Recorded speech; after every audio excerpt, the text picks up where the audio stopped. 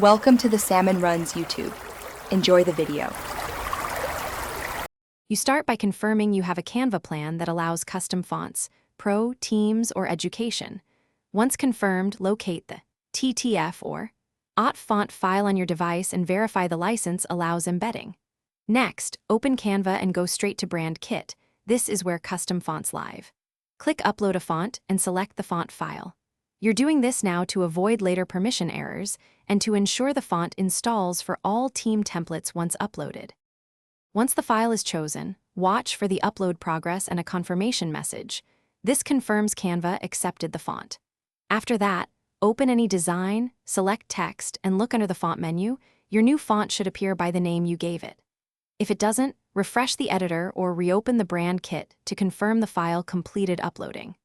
Apply the font to a sample heading and paragraph, then save a template so you can reuse the style consistently across projects. To finish, ensure team members can access the font by checking brand kit sharing and permissions, otherwise they won't see it in the editor. If Canva rejects the upload, try a different font format, TTF or OTF. Re-export from your font tool, or verify the license explicitly permits web or app use. If fonts upload but don't render, clear your browser cache, log out and back in, or try a different browser. These quick steps resolve most rendering and permission problems. Thanks for watching. Consider subscribing if we helped you.